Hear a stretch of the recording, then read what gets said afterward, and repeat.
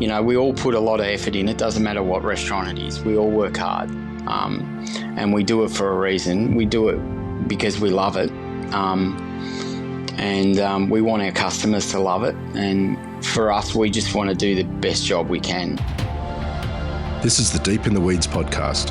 I'm Anthony Huckstep. What's it like being part of a regional food scene for many decades, seeing the town grow, the food offerings expand, and being a huge part of that evolution?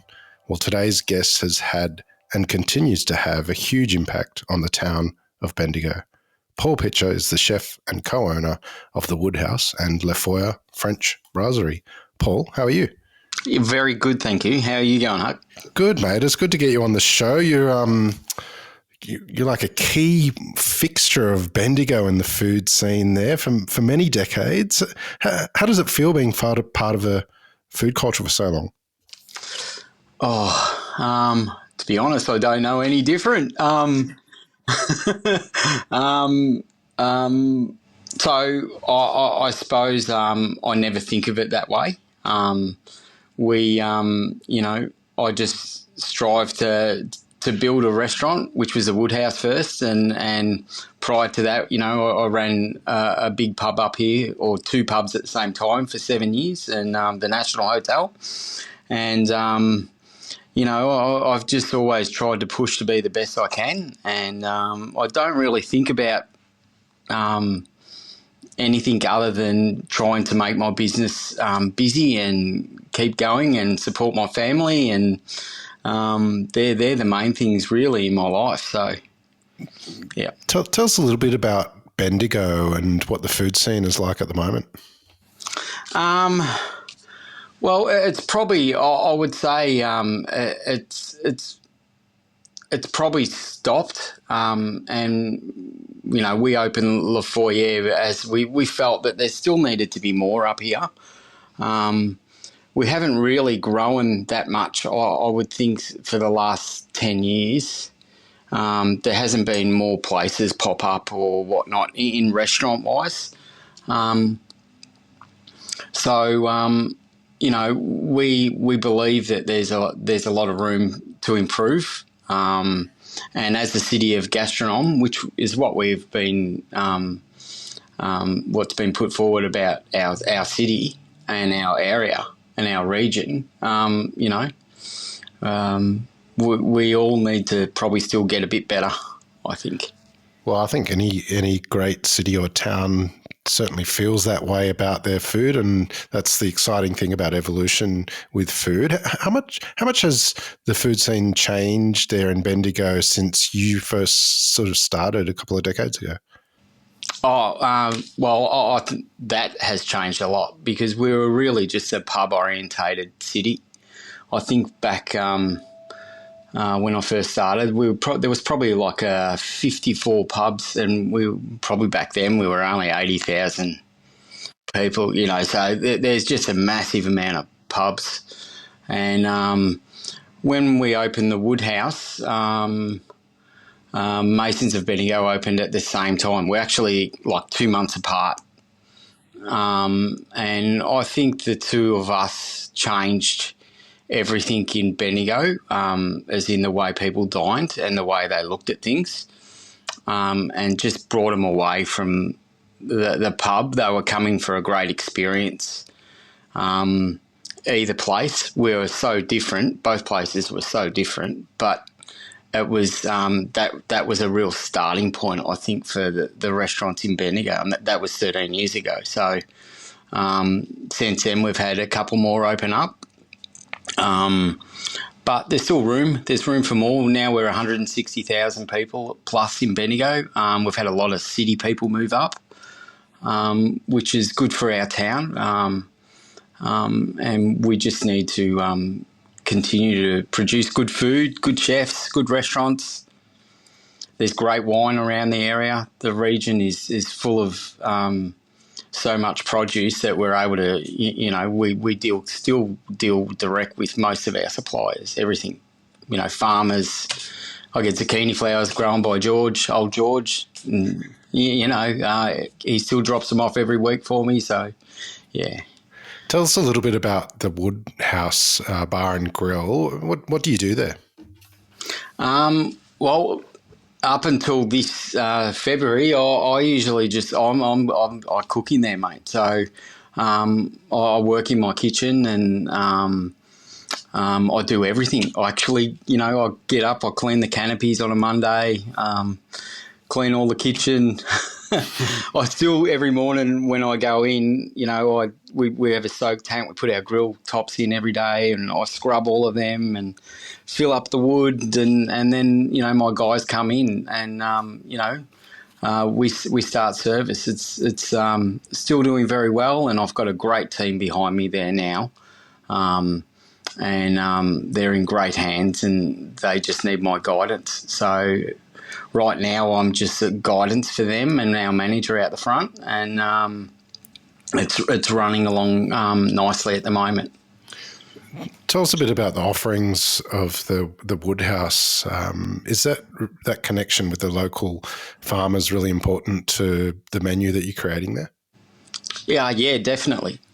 So, it's a steak orientated venue. We're dealing direct with Sher Wagyu. All our pork comes from McIver Farm. Beautiful organic pork. What else? I could all of our George zucchini flowers. We use Natura, which is all our fruit and veg, as well as JL King. So a lot of things comes from around our area. All our cheeses, we're using long paddock cheese in Castlemaine.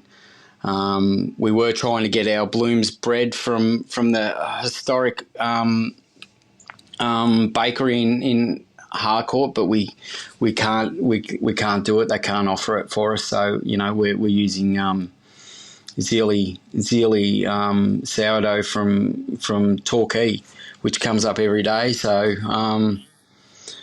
so look, we even to walnuts, they're around the corner from me, and we're using them here at Foyer as well. So we can get most things just around the corner and deal direct with people, which is great. Tell us a little bit about the French Brasserie. It's a new kid on the block for you guys. What was it like sort of expanding to a second venue and making sure there's clear differences between the two? Well, it's been a great experience, and to be honest, it was probably too good to refuse to do. For us, firstly, we weren't actually looking at doing anything else, the opportunity come up. It had been offered to us a couple of times, so we took it in the end. And Michael Van Handel, who is our business partner from here, had sold clogs. His family had it for 50 years, and he was working for us and the first thing he said is that I want to do something with you in 6 months. And me and my wife were like, we've been doing the Woodhouse for 13 years and flat out. So, but always had ambition to do something else. I think the French brasserie come up as in we probably I always looked at wanting to be different and for up here and something that's not here and being unique, and that's what we did with the Woodhouse, and that's made us successful. So that's for our first idea of what we wanted to do was be different and be unique to ourselves and know what we are. And then we can work off that. So I still put a hearth in, and Le Foyer, the meaning of that is a hearth in a home in French. So that's where that term comes from. I love cooking with wood. I think it just gives it a better natural flavour, and you just can't match that. So we didn't feel that we would interrupt each other. And I still believe that won't happen. As I said, I think there's plenty of room for good restaurants up here, and we felt that could we could get through fine with that. So the Woodhouse is still flat out. We've just opened up. We've got a way to go, and we need to be recognised as well for the clientele around Bendigo, because not everybody even knows still that we're open. So, yeah. Tell us a little bit about your clientele. Are you reliant on people coming up on weekends from Melbourne, or is it very much the locals are sort of diving into your venues? Probably both. Firstly, the locals. Like the Woodhouse is definitely a local restaurant that all of the locals definitely go to. But then we fill up always with people catching the train up from Melbourne or whatnot. So, we promote both in Melbourne and in Bendigo. But, Woodhouse is full pretty much most of the time and booked ahead. We hopefully will get that here, and we've made sure we've married up our booking systems with both places. We've kind of been around long enough to know how we want to make it work and make it easy for both venues. So if you can't get into one, you can get into the other. So hopefully that'll work. But yeah, I still think we'll always get people from Melbourne, but we hope that with Michael's and mine and Danielle's name that all our people in Bendigo will support us. A little earlier, you mentioned clogs, which I'm so glad about, because many, many moons ago, that's where you started your apprenticeship. Take us back there. What was that like? Well, so 16-year-old boy. It was a long time ago, mate. 16-year-old boy was year 10, and, obviously the world was a lot different then to what it is now. I wouldn't put on a 16-year-old year 10 now. But they did, and I had a couple of interviews with Martin, that's Mikey's dad, and I got an apprenticeship there. So I worked there for my first 3 years before I went to Melbourne, and that's actually where I met Mikey, because he was about 6 running around. So, and I can remember him like.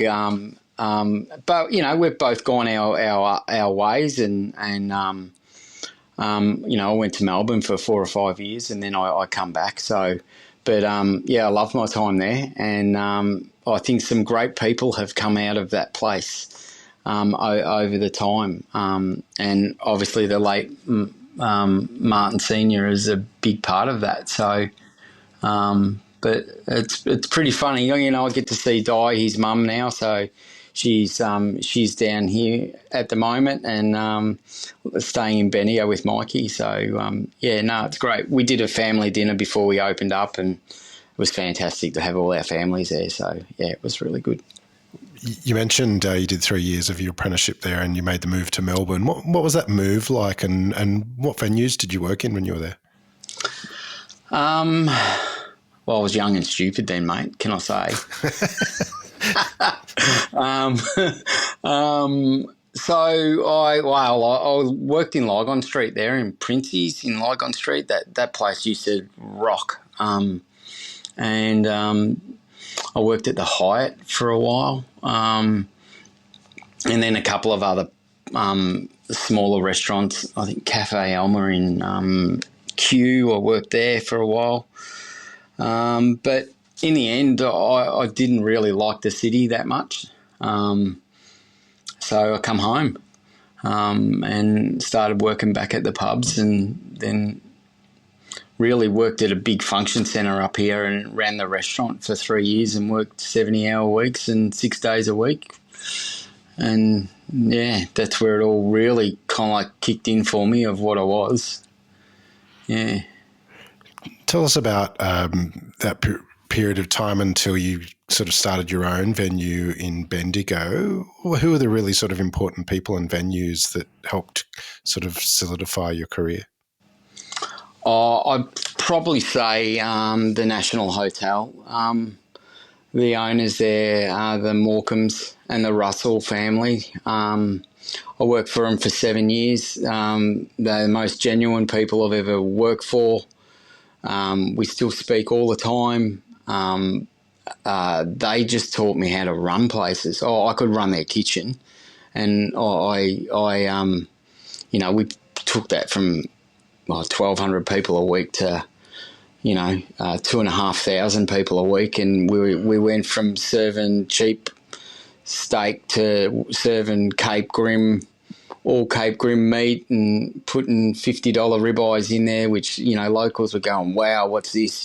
But we put good food out, and we were pumping. We had 14 staff in the kitchen, and renovated that whole place. But they treated me like their family, and I saw how they treated staff and people and their customers, and their ethic was amazing. And to me, they were the best people I ever worked for, and they showed me what it was all about how to run something. And they were good country people, and they built an amazing business, which they've just sold. They sold that a couple of years ago now. Last year. Must have been last year. Yep. You mentioned your wife, Danielle, a little while ago. Her family has a rich history with Bendigo in the hospitality scene as well. Tell us a bit about their restaurant and its influence in Bendigo.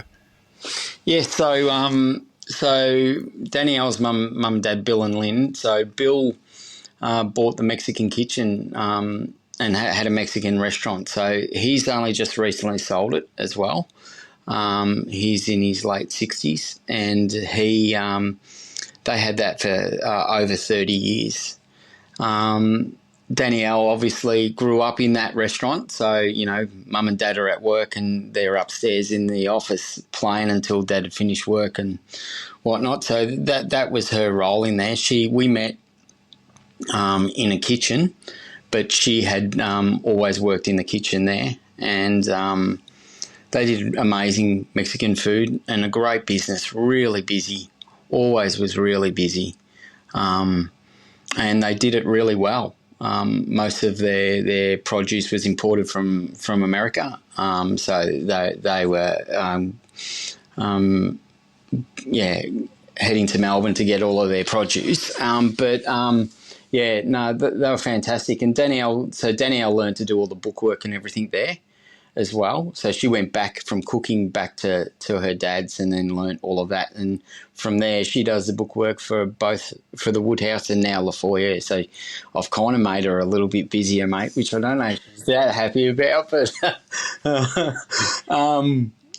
we'll be fine though. But she's an amazing asset to us. So yeah. Tell us about that period of time when you decided you were ready to open your own venue, and finding the location and delivering the idea. Was it a challenging period? Oh, without a doubt. Yeah, I could even say to some of our relatives just didn't believe that we could do it. So, we didn't really. My mum and dad really backed me and Dan, and always loved meat, and that was part of what I was doing at the National Hotel. And then we headed to the States. Dad and Mum took our whole family to the States, and there was 12 of us. And like my little boys were back then, they were like 5 and 8 or something like that, off the top of my head. And that was where I first saw a wood-fired grill in LA, and I just love the point of difference. And I love that. So I always brought that idea back, and knew that that's what I wanted to do. And I'd probably got to a point where I knew I could. I always wanted. I'm a bit of a control freak, mate. So always wanted to own my own place, and I knew that we could do it. We just had to have a go, and it's hard to get into it nowadays. I'd hate to be really starting out fresh now. You just need to be able to set them up well, and everything's so expensive. We opened, and from the minute we opened, even to my accountant, just blew them away that we were able to do what we did and continue to do right to this day. So 13 years in, we're just as strong as ever, and but it's probably it all comes down to produce. We use the best. I don't use anything cheap. We use the best meat we can. That does most of the work for us. Then obviously we have to have the people that can cook it properly or can serve it properly. But, if we've got the right produce, we will always do well. And I never, ever balk on that to something cheaper. I know Bendigo's not all that far from Melbourne, but do you have challenges finding back of house and front of house staff and keeping them in the town and committed? Yeah. I could tell you I could have 100 chefs here. Like, the chefs aren't the problem, not anymore, because of sponsorship and that. And we sponsor 5 chefs at the Woodhouse, and they are amazing people. We've got 5 Filipino guys. They've all got families. We made sure, I always looked at that. I want them to have families, time. We want to make sure we look after them. They've got time with their family. We don't open Sunday, Mondays up here. It's not busy on a Sunday. It's dead. The town is. So, Tuesday to Saturday, it suits us. We've tried quite a few times to open 7 days, but staffing's the biggest issue there. And it's front of house staffing. So, we're trying to sponsor someone at the front of house at the Woodhouse at the moment, but just the way the government is and what they've done to these poor people is just disgusting. And the stress they put them through, because they don't want to go to their country and live where they are, and they're good people. So that is our biggest challenge. We've just for the Foyer, we've brought over Tina. She's come from Minnesota in USA, and she was a beverage director for 3 French restaurants, and her family's still over there, but she's come over, and hopefully we'll be able to keep her here. But for the likes of we had a great applicant from Melbourne, 2-headed restaurant, because the city aren't allowed to sponsor a front of house manager anymore, cafe or restaurant. And she was 2.5 years, so she was 3 months off being able to be sponsored, or 6 months. You have to be 3 years of a manager to sponsor them. Now, I don't know what's happened to her, but we really wanted to sponsor her. She was amazing girl, but we couldn't sponsor her. So she could have to go home because she can't get sponsored. It's actually disgusting. Yeah. Well, what are the solutions there? What can we do to make the government understand? I think firstly they need to realise that these are people and they're already here. And the problem with the applicant I'm talking about, she'd done assistant manager role at Rosetta's in Melbourne as well for 2.5 years. So she had the experience. But it's probably just and I probably understand a little bit of the frames they're putting on it. Like, you need to be a manager for 3 years, but not everybody can be a manager. They've got to start somewhere. And if they've worked at Novotel in Philippines or in Sri Lanka, and then they've come across and they've built and they've worked their way up, but they're not quite a manager yet. So it probably needs to be on more experience. But I'm sure in Melbourne, they all want a restaurant manager or assistant manager. We could do with a couple of assistant managers because we can't find the younger people don't want a waitress, or it's too hard for them. So we want to be able to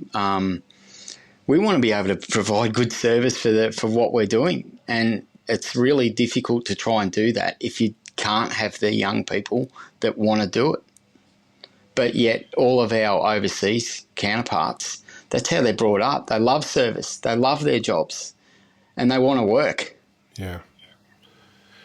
You've made an amazing success in a regional town and took a chance, to deliver Bendigo something that was a bit different. What sort of advice would you have for someone out there that might be opening a regional restaurant, to make a real success of it? Oh, I would say firstly, know who you are.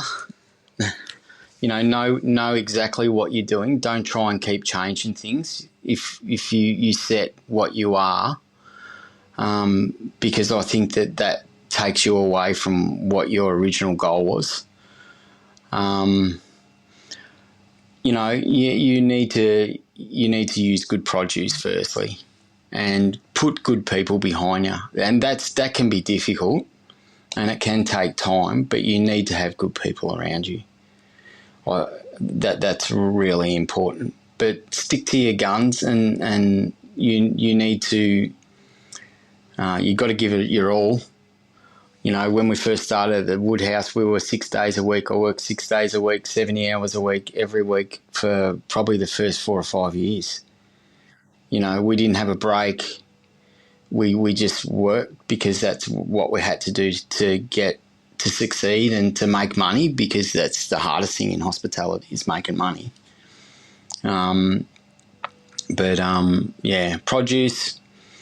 Yeah, make sure you've got a good calculator. Battery doesn't run out. I think it's important to bloody, like if I was a chef these days, I'd still say to them, walk in with a set of scales and a calculator, and make sure you're costing things properly, because if you don't, that's what's going to make it hard for you. What sort of impact has having two venues had on you and your day-to-day, and also sort of your role in hospitality? Well, we've been open 2 weeks at Foyer. This is our second week. I'm just busy again, like really busy. I was trying to slow down a little bit, but probably just Danielle and I spoke about our life, and hospitality is our life. And it probably took me a while to realise that and understand that, and that there was nothing else that I wanted to do. So for me, it was, well, I'm happy to open up another restaurant, and I'm happy to oversee and guide chefs and help run my restaurants, and help Mikey. But I'm just going to be busy. But there will be time for us. I know there will at some stage, but we've put some amazing chefs into Le Foyer. So, but my life's just going to be busy, and it's going to be hospitality, and that's what I love, and that's what I'm doing. And I didn't want to shy away from that in the end. Yeah. Wow, it sounds amazing. You've done such amazing things in Bendigo, and very excited about the new restaurant as well. What do you love about what you do? Oh, I love the food. I love giving people the experience.